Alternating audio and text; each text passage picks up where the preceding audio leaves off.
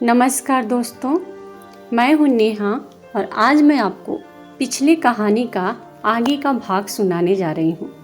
आशा करती हूँ कि आपको ये कहानी बहुत पसंद आएगी और अगर आप इस कहानी का पार्ट 1 नहीं सुने हैं तो पार्ट 1 कहानी का लिंक आपको इस वीडियो के डिस्क्रिप्शन बॉक्स में मिल जाएगा। वहाँ से आप इस कहानी का पार्ट 1 देख सकते हैं। तो चलिए मैं आपको इस कहानी का अगला भाग सुनाती हूँ। मेरी सास की सोच बहुत ही पुराने ज़माने की थी। मैंने खामोश रहना ही अच्छा समझा। चलो आखिर अपने बेटे को कितने दिन तक मुझसे दूर रखेंगे। वह भी मुझसे मिलने के लिए बेचैन नहीं होंगे, क्योंकि जब मर्द शादी करता है तो बीवी से मिलने का दिल उसका भी करता है। मैं अकेली तो नहीं जो तड़प रही थी इस आग में। मैं यही सोचकर खामोश हो गई थी, लेकिन मेरे पति की तरफ से किसी भी तरह की कोई जल्दीबाजी दिखाई नहीं दे रही थी।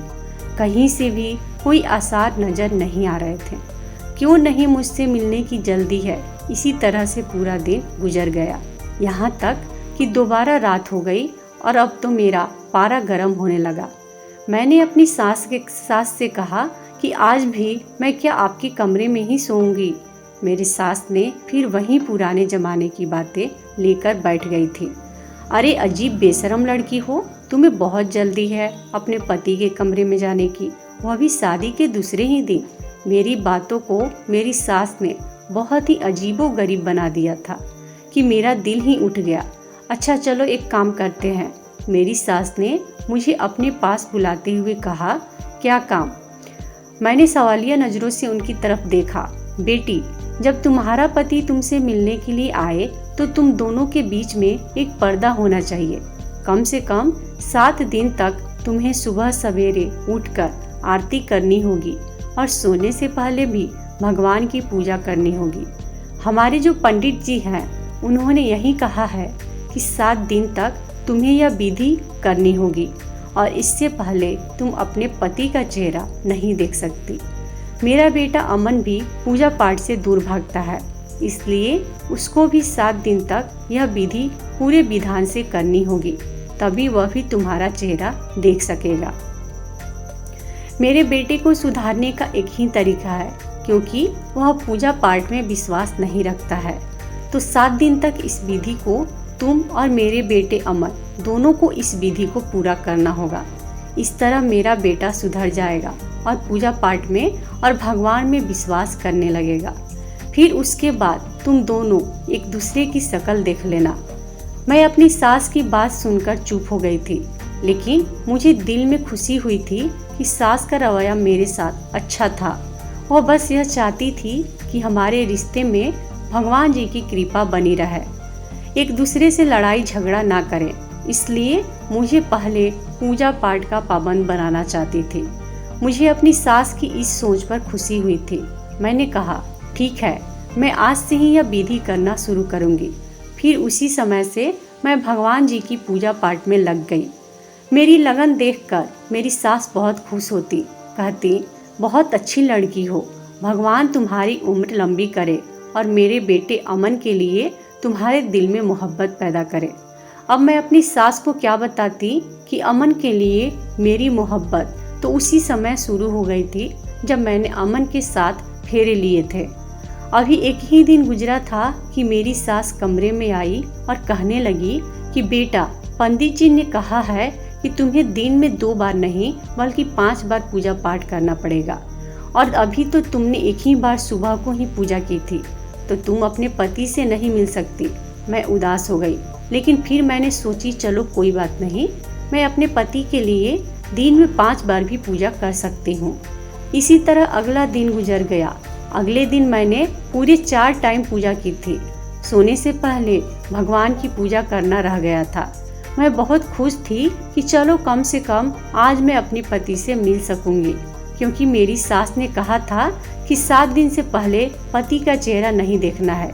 लेकिन अगर तुम पूरी लगन से पूजा करती हो तो सिर्फ पति को देखे बिना उससे मिल सकती हो। मैंने सोचा था चलो कोई बात नहीं, पति की आवाज़ तो सुन सकती हूँ।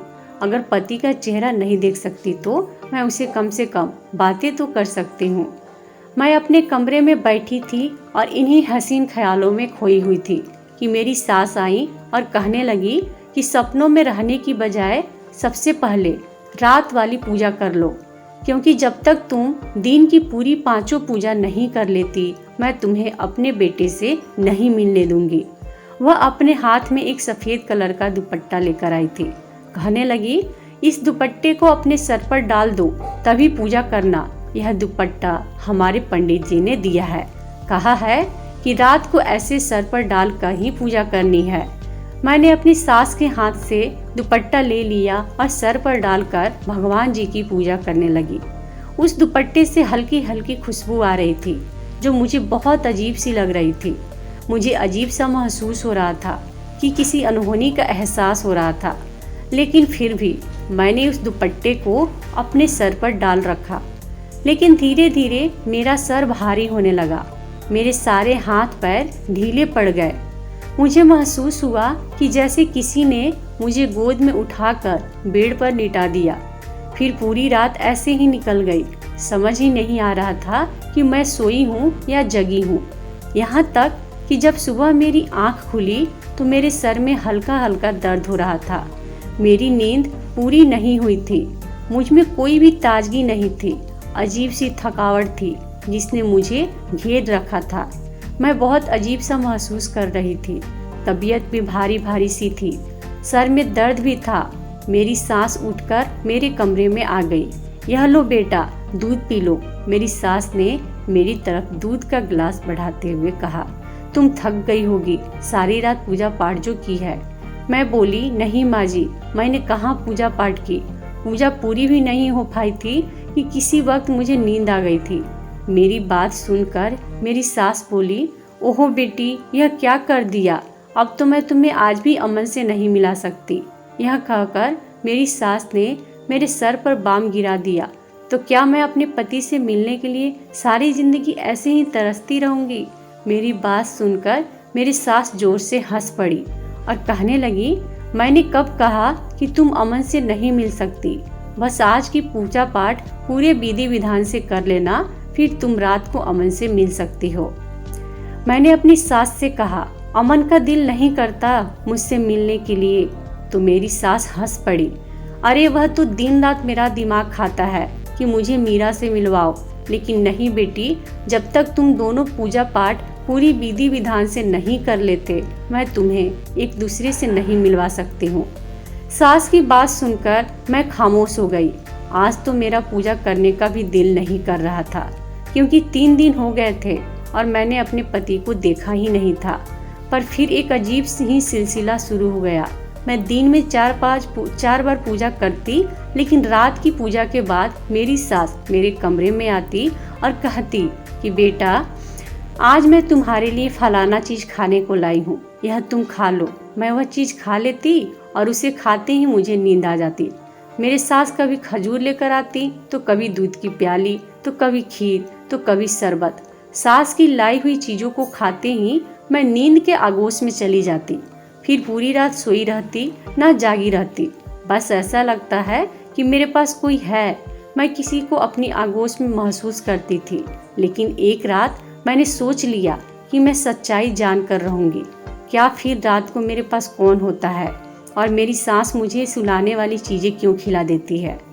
रात होते ही जैसे ही मेरी सास मेरे पास आई और कहने लगी, बेटा, मैं तुम्हारे लिए यह जूस लेकर आई हूँ, इसे पी लो, तुम्हें ताकत मिलेगी। देखो दिन भर दिन कैसे कमज़ोर होती जा रही हो।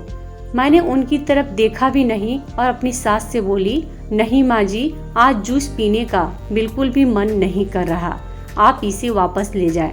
मैं रात वाली पूजा करने जाती हूँ, क्योंकि लगभग 1 हफ्ते से कोशिश कर रही थी कि रात वाली पूजा को पूरा कर लूँ, लेकिन मैं रात वाली पूजा कर ही नहीं पाती थी। इससे पहले ही मुझे नींद आ जाती थी। इसलिए आज मैंने सोच लिया था कि कुछ भी नहीं खाऊंगी और पीऊंगी और पूजा पूरी करूंगी।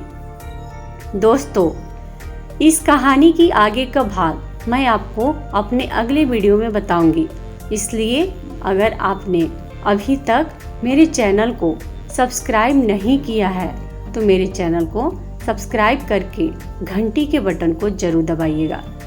ताकि जब भी मैं कहानी के अगले भाग की वीडियो अपलोड करूँगी तो उसका नोटिफिकेशन आपको मिलेगा सबसे पहले। इस वीडियो को देखने के लिए आपका बहुत बहुत धन्यवाद।